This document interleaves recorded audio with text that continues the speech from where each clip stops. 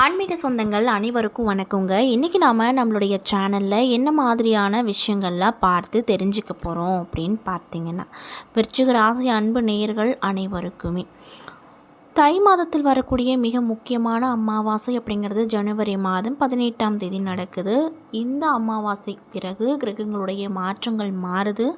இதனால் இந்த விருச்சிக ராசி அன்பு நேயர்களுக்கு என்ன விதமான நிகழ்வுகள்லாம் நடக்க போகுது, என்ன விஷயத்தில் கவனமாக இருக்கணும், என்னென்ன விஷயங்கள்லாம் பண்ணணும் பண்ணக்கூடாது அப்படிங்கிறத பற்றி தான் நான் இந்த பதிவில் உங்கள்கிட்ட ஷேர் பண்ணிக்க போகிறேன். இந்த பதிவில் சொல்லக்கூடிய ஒவ்வொரு தகவலுமே கண்டிப்பாக உங்களுக்கு ரொம்பவே பயன் தரக்கூடிய தகவலாக தான் இருக்க போகுது. ஸோ வீடியோவை ஸ்கிப் பண்ணாமல் தொடர்ச்சியாக பாருங்கள். அது மட்டும் இல்லாமல் உங்கள் அதிபதி அப்படின்னு சொல்லக்கூடிய செவ்வாயை உங்களுக்கு ரொம்ப பிடிக்கும்னா இந்த வீடியோக்கு ஒரு லைக் பண்ணிவிட்டு நம்மளுடைய கமெண்ட் பாக்ஸில் செவ்வாய் பகவானுக்கு போற்றி அப்படின்னு சொல்லி மறக்காமல் பதிவிடுங்க. இந்த சமயத்தில் நீங்கள் அவரை நினச்சி இப்படி ஒரு விஷயம் பண்ணும்போது கண்டிப்பாக நீங்கள் என்ன விஷயம்லாம் நடக்கணும்னு நினைக்கிறீங்களோ அந்த விஷயங்கள் கண்டிப்பாக அவர் நடத்தி கொடுப்பாரு. ஸோ நம்பிக்கையோடு இந்த ஒரு விஷயத்தை பண்ணி பாருங்கள். மேலும் இது போன்ற ஆன்மீகம் சார்ந்த வீடியோக்குள்ளெல்லாம் நீங்கள் முழுசாக பார்க்கணுன்னு நினச்சா நம்ம சேனலை மறக்காமல் சப்ஸ்கிரைப் பண்ணிவிட்டு கீழே இருக்கும் பெல் ஐக்கானையும் மறக்காமல் கிளிக் பண்ணுங்கள்.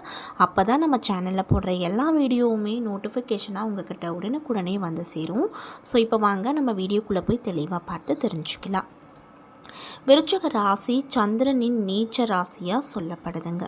செவ்வாய் ஆட்சியாக உள்ள ராசி. மேலும் கார்த்திகை மாதம் சூரியன் இந்த ராசியில் இருப்பார். விருச்சிக ராசிக்காரங்கிட்ட உள்ள பயமோ சந்தேகமோ வெளியில் பார்க்கும்போது முரட்டுத்தனமாக தான் இருக்கும். அன்பு செலுத்தும் விதத்திலும் பகை பாராட்டுவதிலும் உச்சத்துக்கு இவங்க போயிடுவாங்க.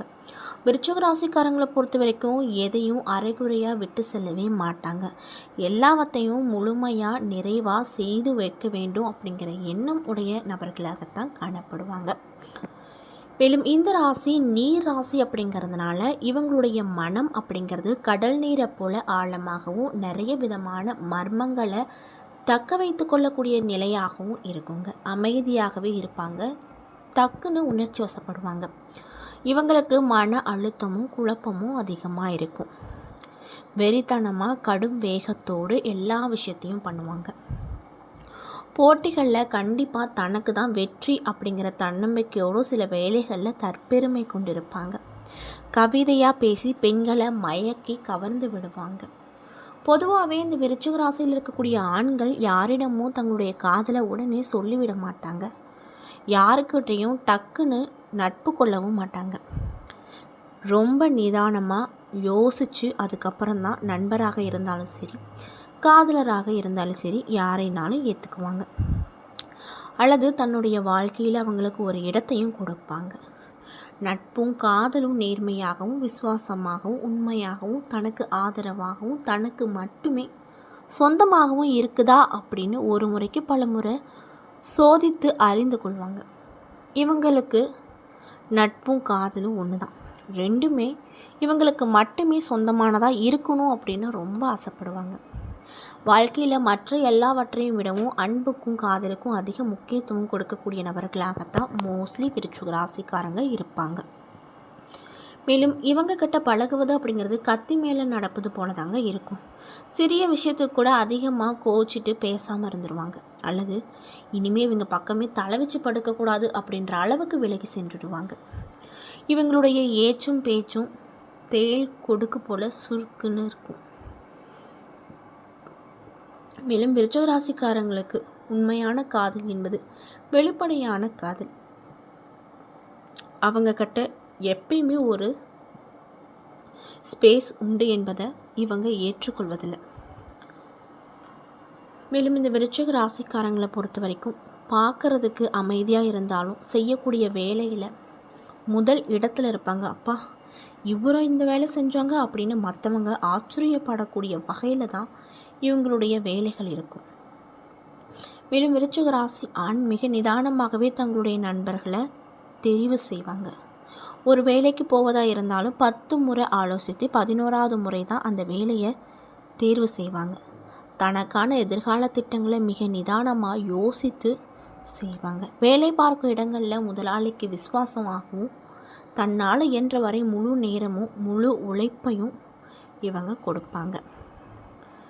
இப்படிப்பட்ட அன்பு நேயர்களுக்கு இந்த அமாவாசைக்கு பிறகு என்ன விதமான நிகழ்வு நடக்க போகுது, என்ன விஷயத்தில் கவனமாக இருக்கணும், என்னென்ன விஷயங்கள்லாம் பரிகாரங்கள் மாதிரி பண்ணணும் அப்படிங்கிறத பற்றி தான் நான் இந்த பதிவில் உங்ககிட்ட சொல்ல போகிறேன். இந்த பதிவில் சொல்லக்கூடிய எல்லா விஷயங்களும் கண்டிப்பாக உங்களுக்கு ரொம்பவே பயன் தரக்கூடிய விஷயமாக தான் இருக்க போகுது. ஸோ வீடியோவை ஸ்கிப் பண்ணாமல் பாருங்கள்.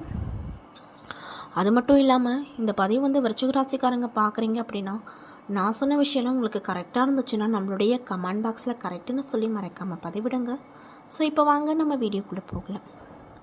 கிரக நிலைகள், அதாவது மாத கிரக நிலைகளை ஆராய்ந்து பார்க்கும்போது உங்கள் ராசிநாதன் அப்படின்னு சொல்லக்கூடிய செவ்வாய் சகாயஸ்தானத்தில் உச்சம் பெற்று பயணிக்கிறாரு.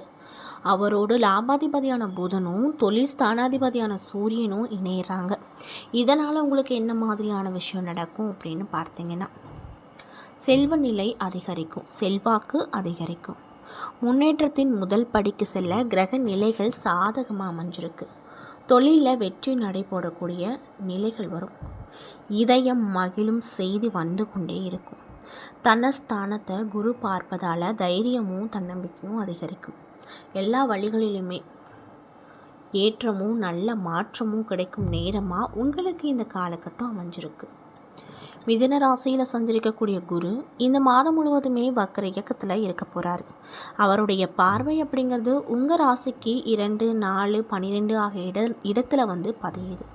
குரு பார்க்க கோடி நன்மை என்பதற்கேற்ப அந்த இடம் எல்லாமே புனிதமடைந்து அற்புதமான பலன்களை உங்ககிட்ட அள்ளி கொடுக்க போகுது. அதில் எந்த ஒரு மாற்று கருத்தும் இல்லை அப்படின்னு சொல்லப்படுது. உங்கள் ராசியை பொறுத்த வரைக்கும் ஸ்தானாதிபதியான குரு பகவான் அவர் வக்ரம் பெற்றிருக்காரோ என்று நினைக்க வேண்டாம். அவரது பார்வை அப்படிங்கிறது ஸ்தானத்தில் பதிவதால் பணப்புழக்கம் உங்களுக்கு அதிகரிக்கும். தொழில் பொறுத்த வரைக்கும், வியாபாரத்தை பொறுத்த வரைக்கும் கணிசமான லாபம் கைக்கு புரளும். மதிப்பும் மரியாதையும் உயரும். எடுத்த முயற்சிகள் அனைத்துமே வெற்றியாகும். வீட்டில் இனிய நிகழ்வுகள் நடைபெற வழி கிடைக்கும். நல்லவர்களின் சந்திப்பால் நலம் பார்ப்பீங்க. சமுதாய பணிகளில் ஈடுபடுவோருக்கு விருதுகளும் பாராட்டுகளும் கிடைக்கும். பொது வாழ்க்கையில் இருக்கக்கூடியவங்களுக்கு பொறுப்புகளும் புதிய புதிய பதவிகளும் கிடைக்கும். உங்களுடைய ராசிக்கு 8 மற்றும் 11 ஆகிய இடங்களுக்கு அதிபதியான புதன் 29ஆம் தேதி அன்னைக்கு ஜனவரி மாதம் 2026ஆம் நாள் சுகஸ்தானத்தில் சஞ்சரிக்கும் போது துணிவும் தன்னம்பிக்கையும் கூடும். குடும்ப ஒற்றுமை பலப்படும்.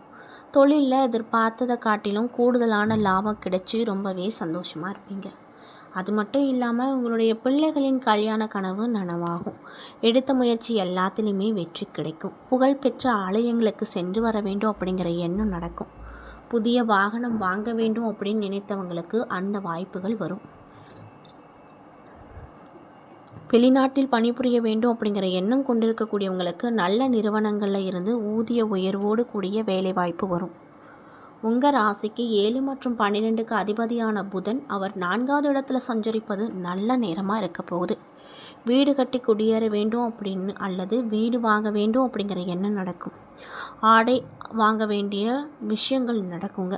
வீட்டில் தேவையான அத்தியாவசிய மற்றும் ஆடம்பர பொருட்களை வாங்கும் முயற்சியில் வெற்றி பெறுவீங்க. அது மட்டும் இல்லாமல் உங்களுடைய பிள்ளைகளின் கல்யாணத்தை சிறப்பாக செஞ்சு முடிப்பீங்க. வாழ்க்கை துணைக்கு வேலை கிடைத்து உதிரிய வருமானம் வரும். வாங்கிய கடனை கொடுத்து மகிழ்வீங்க. பொது வாழ்க்கையில் இருக்கக்கூடியவங்களுக்கு செல்வாக்கு அதிகரிக்கும். வியாபாரம் மற்றும் தொழில் செய்பவர்களுக்கு வாடிக்கையாளர்களுடைய எண்ணிக்கை கூடும். உத்தியோகத்தில் பதவி உயர்வு கிடைக்கும். கலைஞர்களுக்கு புதிய ஒப்பந்தங்கள் வரும். அதே போல் பெண்களுக்கு போதுமான அளவு வருமானம் வரும். புதிய சொத்துக்கள் வாங்கக்கூடிய யோகம் அமைஞ்சிருக்கு. மேலும் உங்களுக்கு அதிர்ஷ்டம் தரக்கூடிய நாட்கள் ஜனவரி மாதம் 17, 18, 19, 22, 23 மற்றும் பிப்ரவரி 1, 2, 6, 7, 12. என்ன நண்பர்களே, இந்த பதிவுகளில் விருச்சிக ராசி அன்பு நேயர்கள் அனைவருக்குமே இந்த அமாவாசைக்கு பிறகு நீங்கள் உங்கள் வாழ்க்கையில் என்ன மாதிரியான விஷயத்தை பார்க்க போகிறீங்க, என்ன விஷயத்தில் கவனமாக இருக்கணும், என்னென்ன விஷயங்கள்லாம் பண்ணணும் பண்ணக்கூடாது அப்படிங்கிறத பற்றி தெளிவாகவும் விரிவாகவும் இந்த பதிவில் நான் உங்கள்கிட்ட ஷேர் பண்ணியிருப்பேன். இந்த பதிவில் சொல்லியிருக்கக்கூடிய ஒவ்வொரு விஷயமும் கண்டிப்பாக உங்களுக்கு பயன் தரக்கூடிய விஷயமாக தான் அமைஞ்சிருக்கும்.